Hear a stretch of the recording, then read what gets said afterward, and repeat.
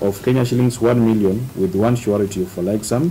NHIF bosses freed by the court but kicked out of office. Board announces changes at the helm of the national insurer. Plus, police take the flak again. Issue an unreserved apology to the survivors and their families.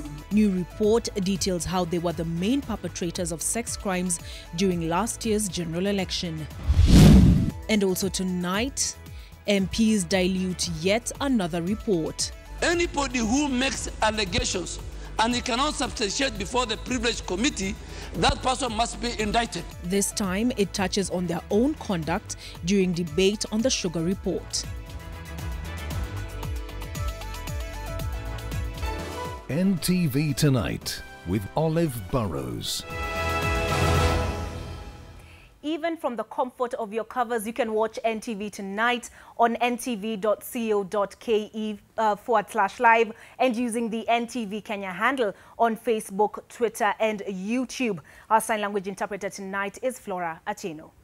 NHIF Chief Executive Officer Geoffrey Mwangi and the Finance and Investment Director Wilbert Kurgat have been released on a cash bail of 500,000 shillings with an alternative bond of 1 million shillings each. Chief Magistrate Francis Ndai further ruled that the two accused deposited their passports with the court. The ruling coincided with a suspension from office of the two by the Health Insurers Board. NTV's Mel Miendo with the latest.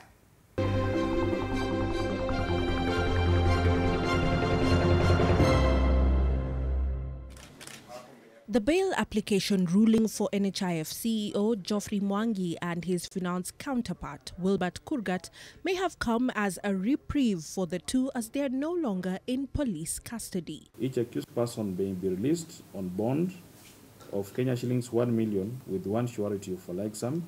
2. In the alternative, each accused person may be released on bail by depositing a sum of Kenya shillings 500,000 in quarters bail. Conditions for bail include surrender of passports by both the accused and that each to have a contact person who will deposit a copy of his or her identification card with the court. The accused persons shall cooperate and abide by any reasonable requirements that may be made of them by the investigating officers as regards further or any other investigations regarding them in relation to this. Mwangi and Kurgat are now out of police custody but will not operate from their offices at NHIF building until conclusion of their cases. In a letter copied to the Ministry of Health, the NHIF board stated, and I quote, "The Board of Management of National Hospital Insurance Fund, NHIF, has unanimously resolved to send the current Chief Executive Officer, Mr. Geoffrey Mwangi, and the Acting Director, Finance and Investments, Mr. Wilbert Kurgat, on compulsory leave pending the consideration of the public officers case under the Public Service Commission Act No. 10 of 2017. End of quote. Just before the ruling on the bail application by the two, the board announced new appointments for the two positions effective 28th November 2018. Nicodemus Ochieng Odongo as the Acting Chief Executive Officer and Bernard Njenga as the Acting Finance and Investment Director. The board has also appointed an ad hoc committee to work closely with the new appointees in the interim. The two are expected to foster teamwork within the staff and ensure the fund delivers its mandate without interruption. The two have also been appointed as signatories to the NHIF bank accounts, while Geoffrey Mwangi and Wilbert Kurgat have been withdrawn.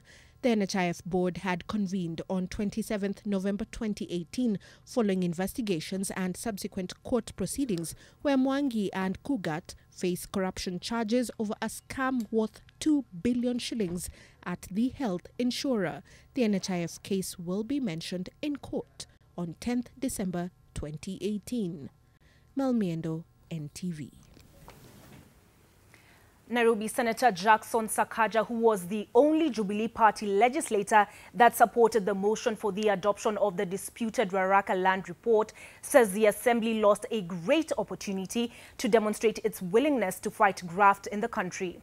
The Senate shot down the Ruaraka land report, recommending investigations and prosecution of Interior CES Fred Matiang'i, Education Principal Secretary Belio Kipsang, and the senior National Land Commission officials over alleged irregular payment of 1.5 billion shillings to businessman Francis Mburu.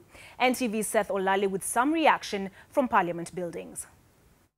Sakaja says he was convicted by his own conscience to support the motion and not necessarily take a party stand for the adoption of the disputed Rodaka land report.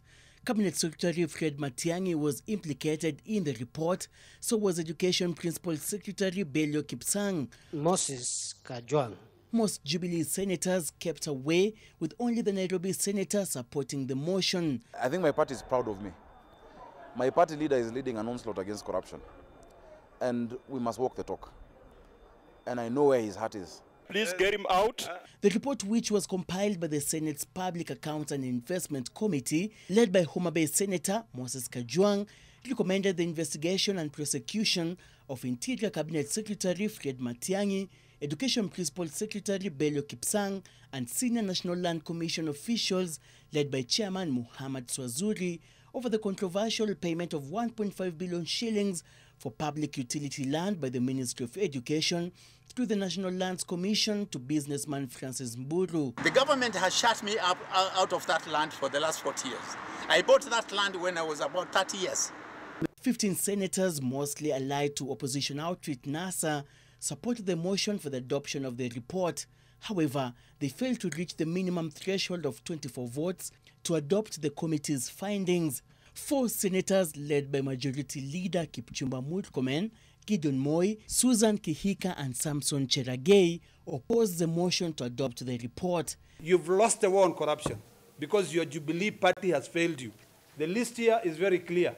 None of your members showed up today to support you. You're on your own. With the Senate Assembly's failure to pass the report, which had recommended the recovery of the 1.5 billion shillings, focus shifts to the Ethics and Anti-Corruption Commission, which already submitted its findings to the Director of Public Prosecutions, Nurdin Haji, for prosecution of those implicated. The ownership of the disputed Rodaka land is now being battled in court after the Senate failed to adopt the report of the Public Accounts and Investment Committee.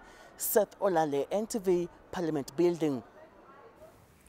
That is Senator Johnson Sakaja.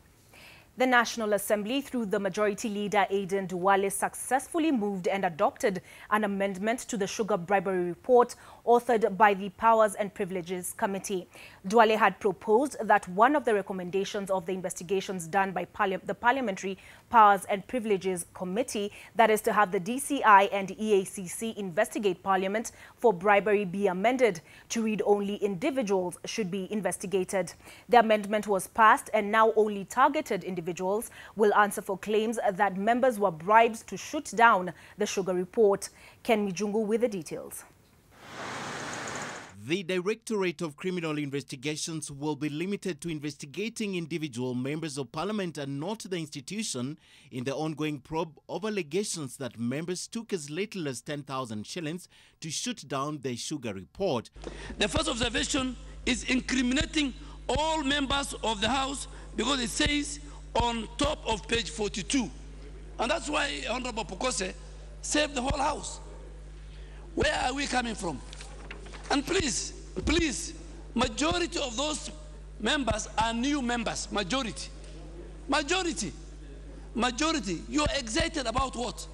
The recommendations included one that called upon the Ethics and Anti-Corruption Commission and the Directorate of Criminal Investigations to move in and probe the matter of bribery after the Powers and Privileges Committee finished their own investigations. We hand ourselves over. You know that recommendation was handing over the 349 of us to the office of the DCI and the EACC. And today, the DCI can start an investigation, and 2022, you might not get clearance. It's as simple as that. The amendment was adopted. In August, the National Assembly Speaker, Justin Muturi, invited the EACC to look into allegations that members of parliament were bribed to shoot down the contraband sugar probe report. It's not a malicious report. Some of the legislators readily admitted that money changed hands to defeat the report. They were instructed to record statements. The Powers and Privileges Committee then convened in September to probe the allegations. But when members of parliament appeared before the committee, they made an unprecedented about turn, and only one member of parliament maintained that his fellow legislators had been compromised to shoot down the report. Don't discuss us. If you want to take bribes, Parliament now is putting a comprehensive security CCTV camera. Anybody who takes bribes, we don't want to be part of that person. The National Assembly rejected a report by the Joint Committee on Trade and Agriculture probing the contraband sugar in the country that had indicted two Cabinet Secretaries, Henry Rotich and Aden Mohammed, as well as their former colleague, Cabinet Secretary Willie Bett.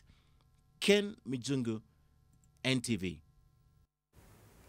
EACC detectives are hunting down 2 officers from the Directorate of Criminal Investigations who escaped after allegedly being caught soliciting a 1 million shilling bribe from a foreigner. On their Twitter handle, EACC said its officers laid a trap for DCI officers Julius Oguma and Charles Masharia from Kabete Police Station in Kiambu County. The 2 officers were arrested and handcuffed after falling for the 100,000 shillings trap money that had been treated. However, EACC claims that they were rescued by their colleagues who arrived on the scene and fired several rounds in the air to facilitate their rescue. The 2 are alleged to have demanded a 1 million shilling bribe from a foreigner.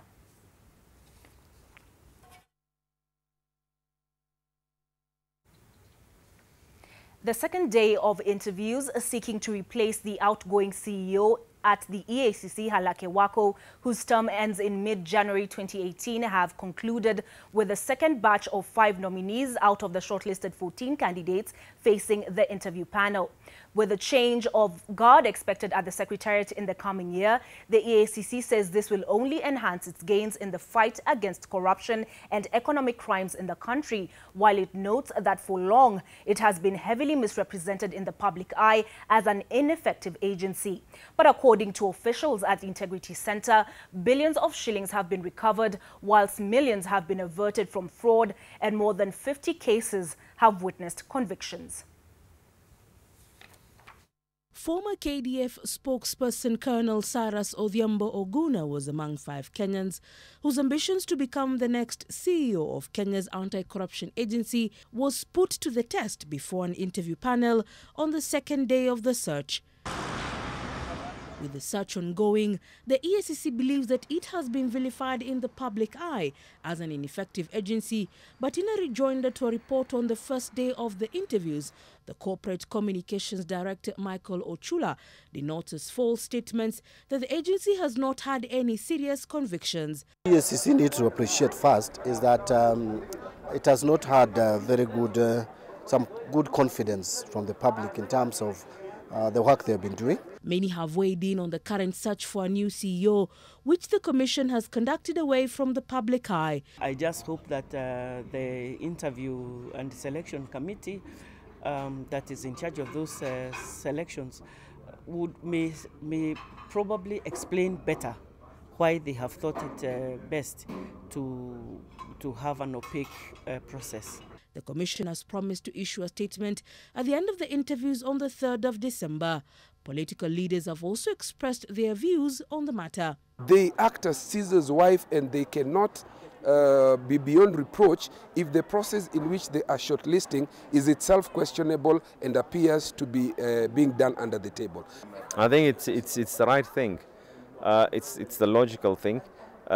Those names eventually are going to come to Parliament. It's going to be public. In a rejoinder, the EACC states that between 2013 and 2018, 765 cases under investigation by the EACC have been forwarded to the DPP with an approval rate of between 93 to 97% during that period. In the same period of time, 128 cases have been finalized in court, 97 of these getting convictions, with 25 acquittals and 6 discharges. The EACC also records recovering assets valued at 3.673 billion shillings in the period between 2013 and 2018, with the value of loss averted at 20.89 million shillings in the same period. With the search for a new CEO expected to end on the 3rd of December, the EACC has defended its outgoing CEO against a 19th November 2018 confidential memorandum addressed to the chairman of the commission, signed by Jack Otieno, accusing Wako and 2 current officials at the commission who have been shortlisted to replace him as CEO. EACC on its part says that this could be far from the truth by reporting that EACC allowed Homa Bay County officials to work free, thus protecting corrupt networks, was false, and that the Homa Bay County officials' case is under investigation and no official has been cleared yet. The outgoing CEO Wako has also been defended against claims of clearing individuals with questionable ethical character to vie for political seats. In his statement, Director Ochula states that EACC does not have any legal obligation to clear an individual, either to vie for a political position or to be appointed to public office. It only makes recommendations about the individual to the appointing authority to make an independent decision. Leila Mohammed, NTV. 15 police officers attached to the Kwale police station are being investigated for allegedly being in possession of 11,055 shillings as bribes from motorists. The officers were manning Likoni Lungalunga Highway roadblock at Magandia in the ongoing crackdown to enforce Michuki rules. Kwale County Police Coordinator David Koskei says they had deployed the 15 officers on Monday night to man the roadblock at Magandia until Tuesday morning. Tukaongea na officers still. Na kweli walituambia hawakupata any case, which hatukukubali ya kwamba hakuna case na hiyo ni main road.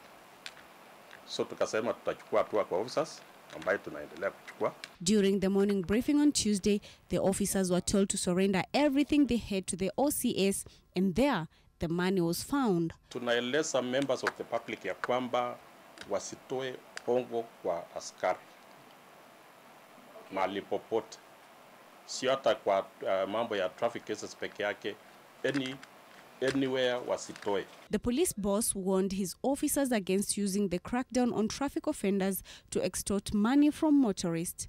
He said stern action will be taken against officers who are found to be compromised and will serve as an example to others. Halima Gongo, NTV.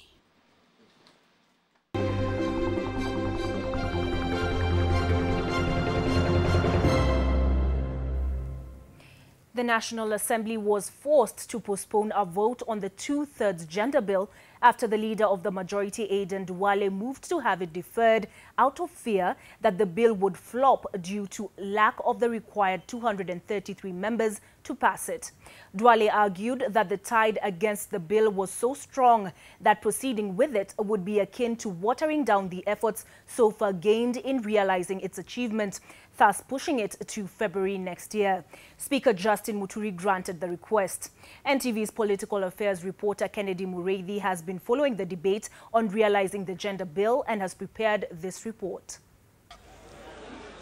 It has been a long way coming for the gender bill that has made its way to the floor of the House various times and in different forms. This time round, at least on the side of women MPs, there was optimism that the bill would sail through and hand them the numbers they require to meet constitutional requirements. But the bill suffered the same fate similar bills have before. It lacked the required 233 members for its support. Speaker, there were 212 members in the House when the majority leader was called to reply, thus leaving him with no option other than to call on the Speaker to postpone the vote. I'm conscious that should we proceed to attempt to take the vote, and upon counting the members present, and if it is discovered that we are less than the requisite threshold of 233 members as required under Article 256D of the Constitution, we will risk losing the bill. Women MPs have been frantically lobbying for the passage of the bill for some time now, including organizing breakfast meetings and dinners for the stakeholders and MPs in an effort to gain support, but their male counterparts have been blowing hot and cold on supporting their cause. Women have been marginalizing themselves. In my own constituency, we have more women than more men, but they voted for me as members of parliament.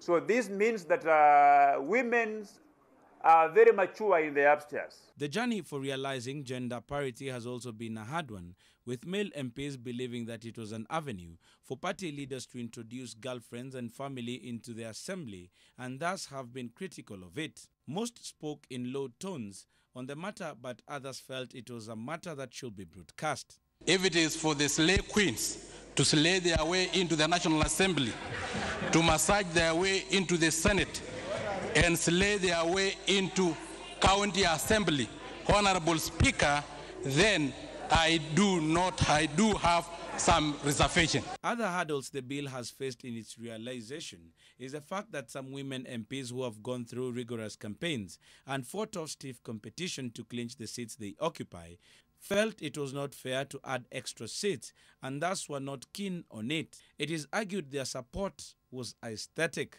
Similar attempts to actualize the gender bill have ended in disappointment several times, forcing the women leaders to re-strategize.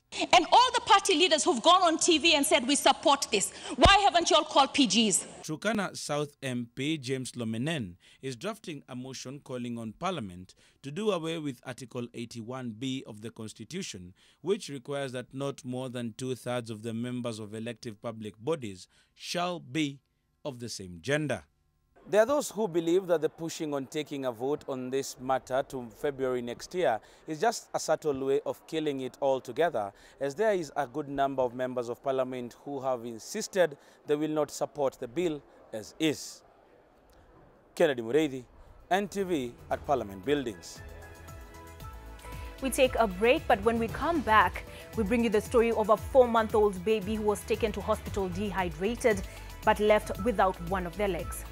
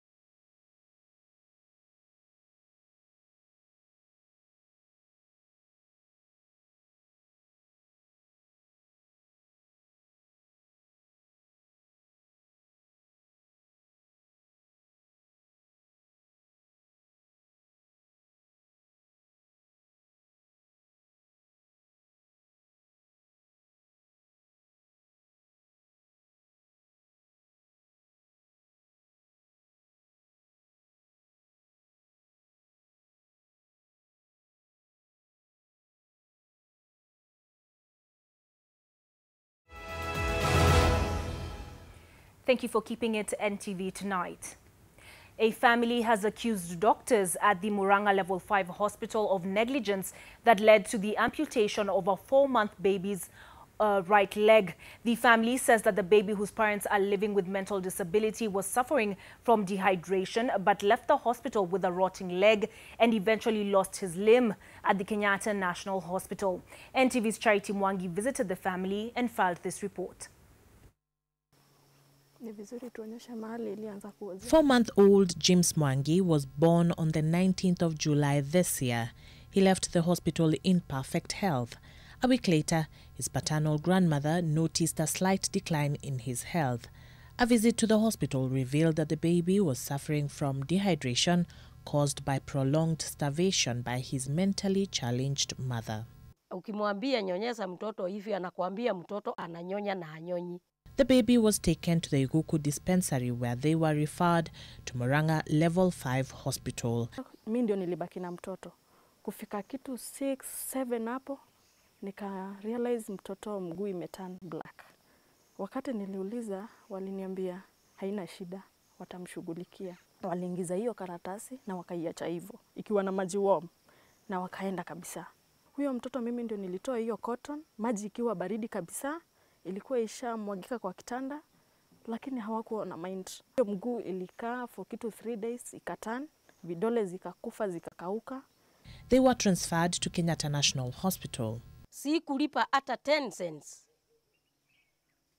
Hata ambulance ya kunilipisa. Hata biro ya hospitali wiki mzima hakunilipisa. Nilikuwa na expect hiyo time huyo mtoto alifika ndiye angechukuliwa na aanze kuhudumiwa. Huyu mtoto alikaa muda mrefu sana hadi hiyo mguu ikajikata.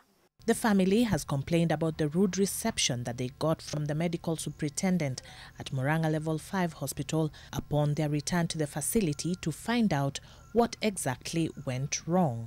Alituambia kuna mtu ametudanganya. Ati tukifuatilia hii kesi tunaweza lipwa mamilioni ya pesa. Hiyo kitu hata saa hii huanga inaniuma sana. When NTV accompanied the family to the Murang'a Level 5 Hospital for a response on the issues raised about 4-month-old James Mwangi, the medical superintendent, Leonard Gekere, refused to speak on the record but insisted that they did everything for the baby and that the family should be grateful that they were able to save his life. During my investigations, I'll be looking at who handled that case at whatever point. And if I find there's anyone who is culpable, then we shall deal with it. The pain that James Mwangi went through in hospital is hard to understand. What is much harder is the burden that lays ahead of this family in raising him. They hope that they'll be compensated, money that they say will go to ensure that he lives an almost normal life. Charity Mwangi, NTV. A very moving report by Charity Mwangi. A secondary school teacher suspected to have defiled a Form 2 student at Moi Girls High School, Kamsinga, in Kimilili constituency has been denied bail. Kimilili Law Court resident magistrate Christine Menya refused to grant bail to the 26-year-old Willie Wanyonyi Musakali, who has been on the run for 5 months before he was arrested in Bungoma on Thursday. Menya denied that on the 3rd of June this year, he summoned the Form 2 student to his office where he defiled her. The court ordered that the suspect remain in remand until December the 4th to allow the prosecution to gather enough evidence.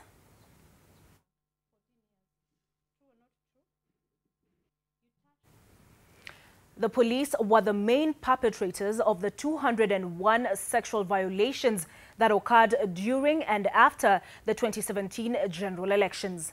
This is according to a report by the Kenya National Commission on Human Rights.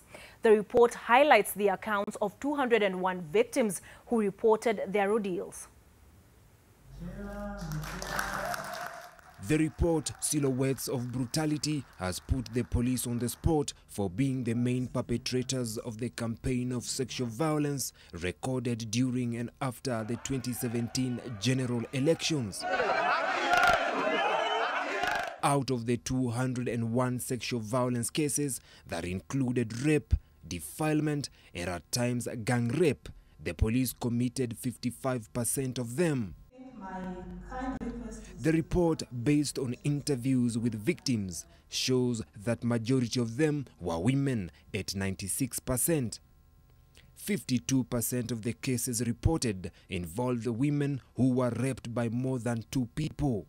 Nairobi County recorded the highest number of cases of sexual violence with 90 cases, followed by Kisumu County with 40 cases.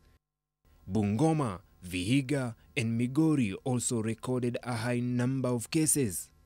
We deplore all forms of political violence, and I think that all forms of political violence has no place for a civilized nation and in a democracy such as ourselves, and that tolerance must be cultivated and maintained. Embakasi North constituency had 40 cases. Kisumu Central had 36 cases. Mount Elgon constituency also featured highly in the list of constituency with the highest number of violations. The youth and people living in informal settlements were among the most affected once violence broke out after the election. The KNCHR now wants the president to facilitate the establishment of a commission of inquiry to investigate and prosecute cases of sexual violence recorded during and in the aftermath of the 2017 election, with a view to ensuring accountability and justice for the victims and their families. But we're calling upon His Excellency the President to acknowledge the violations of the 2007 general election, 2007 electoral-related sexual violence, and on behalf of his government, issue an unreserved apology to the survivors and their families, and make families and public, and make a commitment to support their necessary reparations. The report that sampled testimonies from victims from 8 counties notes that those living in informal settlements were most afflicted by sex crimes. Vincent Odur, NTV. Police in Bungoma County are investigating an incident in which a 33-year-old pastor from Bumula constituency is alleged to have duped a Japanese missionary into giving him 1.2 million shillings. Pastor Benjamin Oruko from Word of Deliverance Church International was arrested on Sunday in Bungoma town after the missionary reported him at the Bungoma DCIO offices. The missionary, known as Pastor Mimi Hagiwara from Japan, claims she met the rogue pastor on Facebook 2 years ago and started sending him funds to assist the vulnerable in the community. Hagiwara says that Oruko had lied to her that he had used the funds to set up an orphanage and various projects like poultry and dairy keeping to assist widows. The pastor had also duped the missionary that he was organizing a crusade from November 24th to the 27th in Bungoma town. Genuine heart of love.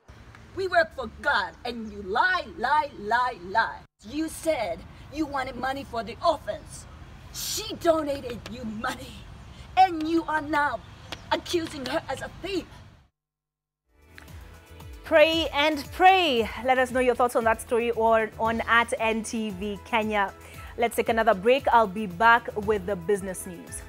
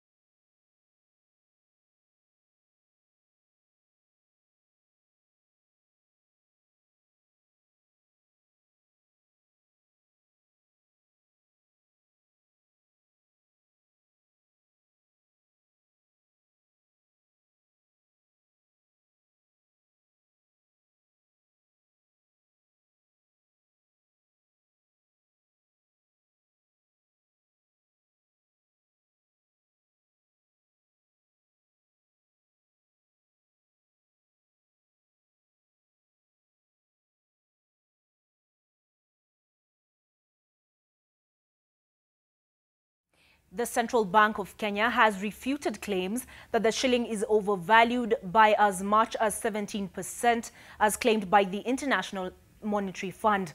According to the market regulator, the strength of the local currency is determined by market forces with minimal intervention. Coming in the wake of a build-up of pressure which saw the shilling depreciate to 103 units to the dollar last week, the central bank sought to set the record straight over what it says amounts to misrepresentation of the shilling's value. Governor Patrick Njoroge has faulted the methodology used by the IMF in arriving at its conclusion. In our own calculations support the view that there is no fundamental misalignment reflected in our exchange rate.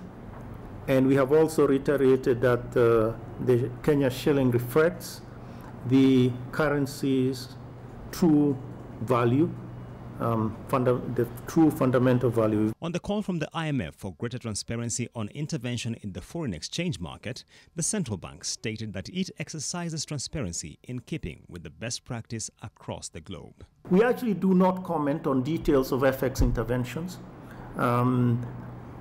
until we judge that that information is no longer market sensitive. That is important to understand. It's no longer market sensitive. And this is in keeping with practices of other central banks. The Central Bank of Kenya says the cap on interest rates has undermined the potential of monetary policy to influence the wider macroeconomy. Looking into 2019, potential reform of the interest rate environment will be a matter of priority interest for policymakers. Julian Samboko, NTV. The Kenya Meat Commission has fired over 80 workers from its Athi River-based factory's production department for allegedly participating in a go-slow earlier in the week. The workers were issued with termination letters on Wednesday and were blocked from accessing the company's premises this morning. The cash-strapped company's management gave stern instructions to its security team not to allow any of the interdicted workers to get inside.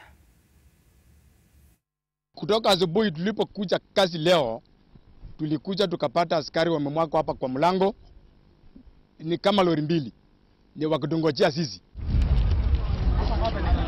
The workers camped outside the factory's premises for the better part of the morning, hoping to have their matter resolved. They say they are being victimized for participating in a go-slow earlier in the week, but the firm's managing commissioner, James Oleserian, has defended the disciplinary action. Sasa tumeshangaa leo sana kukuja tukupata hapa kazi imesimama, sisi tumefutwa, tumepewa barua, atuambiwe tutapelipwa nini na nini, tumepewa tu barua, tumeambiwa hata tutoka hapa. Hatujui after hapa tutaenda hapa. Tuko na familia, tuko na watoto, tuko na majukumu, hatujui what next after this, hatujui what next. Inside the factory, there was subdued activity. The industrial action, coupled with the disciplinary measures, come 2 weeks after cattle suppliers protested, demanding close to 500 million shillings owed to them by the meat processor. Alex Mwangi, NTV. The government is seeking to bring some sanity back to the retail sector, which has seen companies struggling to stay afloat by punishing buyers who mistreat suppliers. It has created a buyer power department within the Competition Authority of Kenya to see to it that, among other things, buyers do not delay payments to sellers without justifiable reasons. It will also see to it that buyers do not transfer costs of risks to suppliers by imposing requirements on them to fund the cost of a promotion. The new department comes in the wake of suffering that suppliers who are owed tens of billions of shillings by buyers have continued to face in the recent years. The department targets to have 19 investigators and is now recruiting.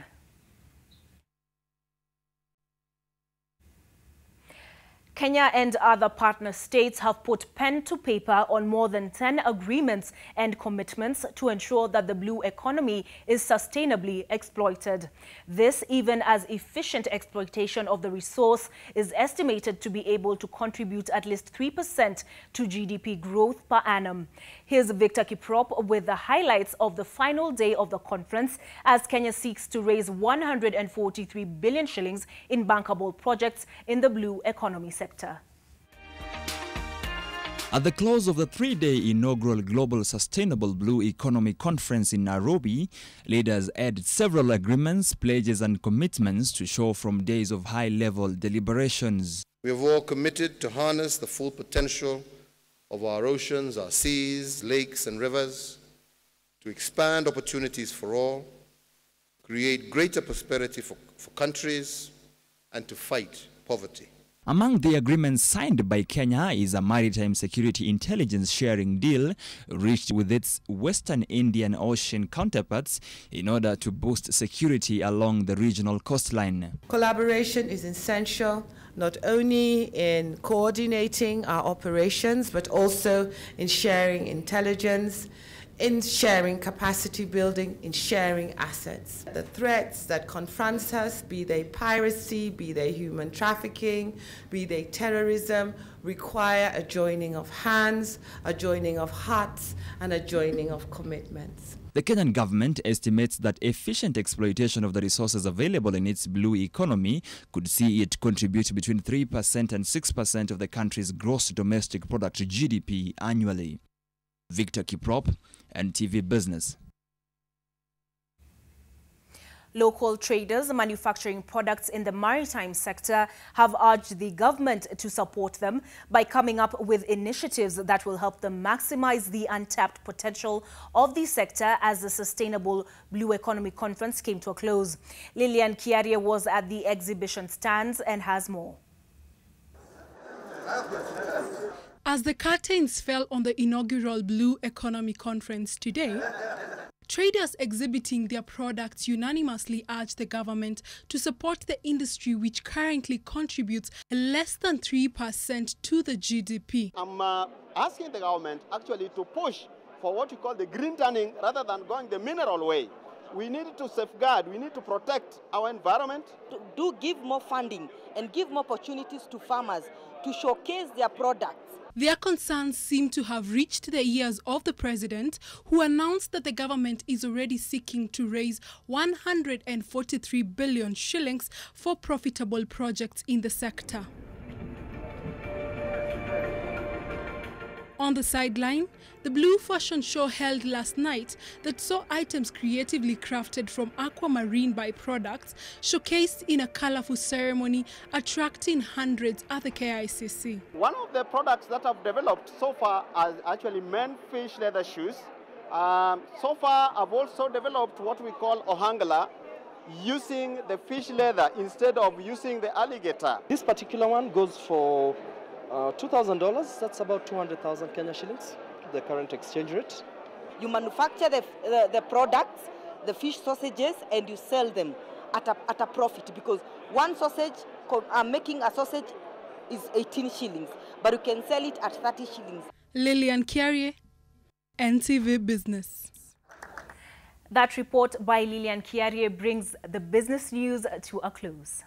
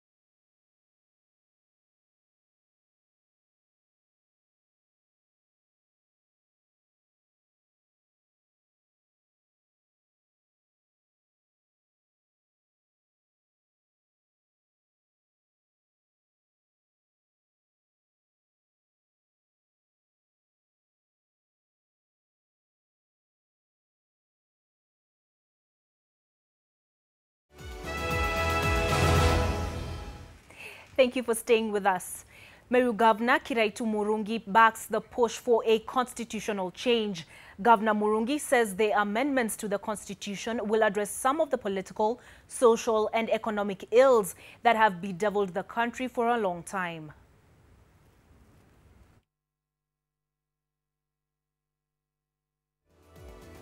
Still more to come after this break. Brian Otwal brings us the latest from the sports world.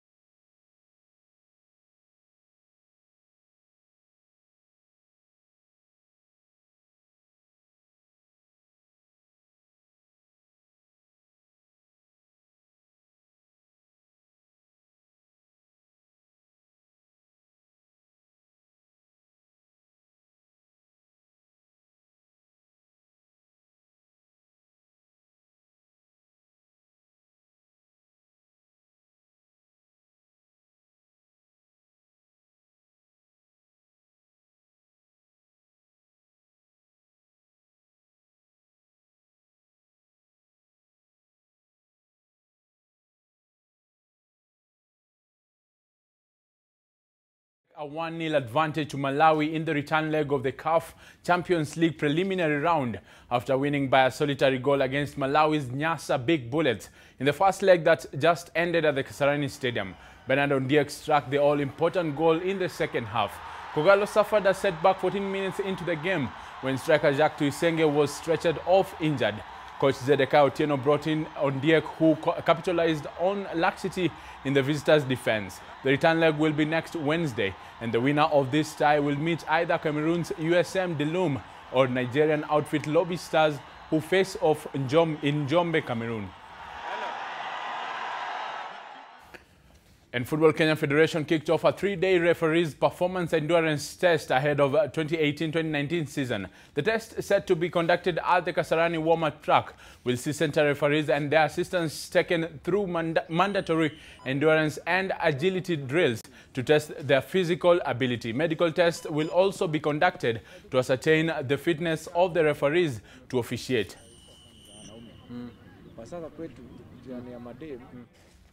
And Rugby Africa has introduced a new format for 2019 Africa Gold Cup that will see the 8 teams divided into 2 pools, A and B. Kenya Simbas, who are runners-up in this year, will be in Pool B with Uganda, Algeria and Morocco. 2018 champions Namibia are in Pool A, which also features Tunisia, Zimbabwe and the newly promoted Zambia. The proposed format will have the pool matches played in a round-robin format.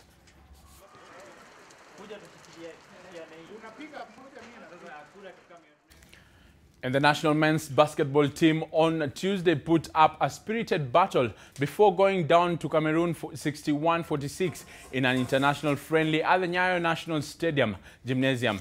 Kenya, who trailed 33-20 at the break after they lagged behind 14-7 and 19-13 in the first and second quarter respectively, showed great improvement in the last two quarters. They fell behind just 2-1 point in each of the two quarters, 15-14 and 13-12, to succumb to much superior Cameroon, who are preparing for the last phase of the 2019 World Championships Africa qualifier in Luanda, Angola. Kenya, which is ranked 22nd in Africa, has lined up a host of friendly matches, including one with Uganda on Friday, in a bid to improve their rankings to top 10 in Africa by the end of next year. Training from today onwards.